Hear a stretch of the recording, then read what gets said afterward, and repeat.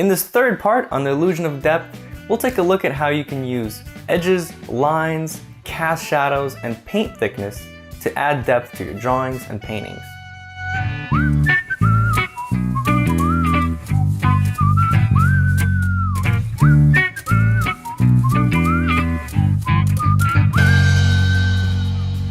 Hey guys, what's going on? My name's Stan Prokopenko. This is Proko, where I teach you how to draw and paint stuff.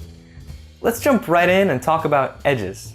Sharp edges are visually a lot louder than soft edges, and so they tend to pop forward and separate objects, whereas soft or blurry edges recede and bring things closer together.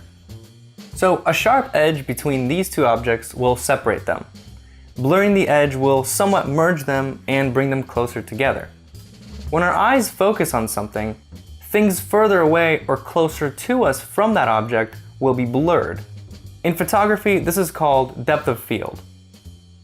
When the depth of field is high, sharp details are seen in a very large range.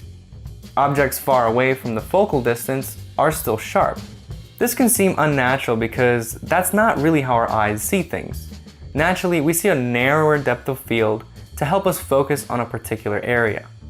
A narrower depth of field is a great tool to add depth to a drawing. Line, yo. Line isn't really a type of edge, sharp, firm, or soft, but it is a way to indicate the edge of a form. It's a stylized way that doesn't exist in reality, but nonetheless, it is a way to indicate depth and can be very effective. The type of line you use can make or break the illusion of depth. You can vary the thickness of the line and the value of the line to achieve this. As forms recede back into space, use a thinner line. This is related to perspective, since the objects further away from us will appear smaller, including the lines. We tend to use the same line throughout the drawing. Sometimes this could be because of our tool allowing for just one line weight, such as the tip of a graphite pencil or a ballpoint pen. In that case, you'll have to go over the line a few times to make it thicker, unlike with a brush or a pencil sharpened to a taper, where you can vary the angle to change the line thickness. Also, consider varying the value of the line. Make the objects further back lighter and the ones that you want to pop forward darker. This is related to atmospheric perspective that I talked about in part 1.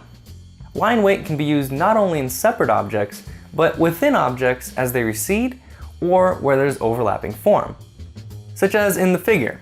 I want to show that the edge of the tricep is wrapping around and behind the deltoid.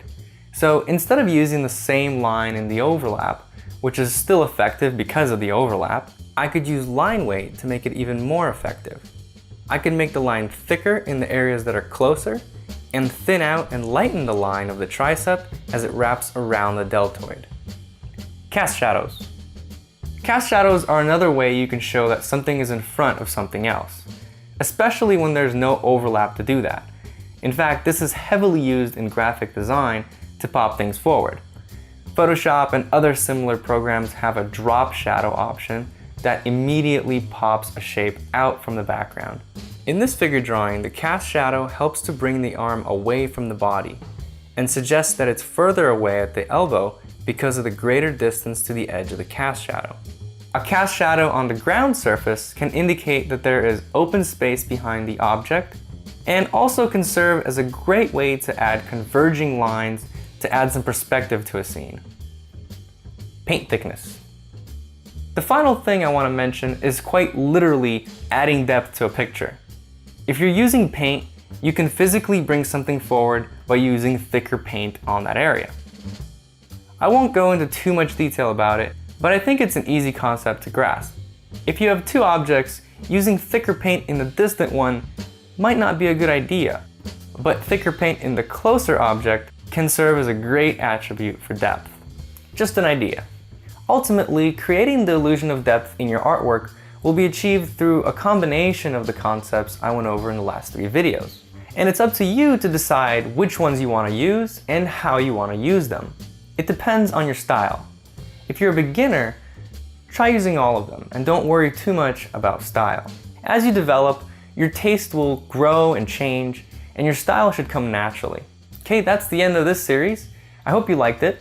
Hop on to facebook.com/ProcoTV and like the new fan page. Yeah, you can just click here too. It's a button. My thumb is a button. If you like this video, please share it with your friends. Click this button here to subscribe to the newsletter and get updates on new videos. And one last promo, if you want to support Proco.com, the best way of doing so is by getting the Portrait Fundamentals DVD. The difference between the DVD and the free videos online is that the DVD has 2 additional real-time demonstrations at about an hour and a half each. And it's available as a digital download, so you don't need internet access to watch the lessons. Thank you. Bye-bye.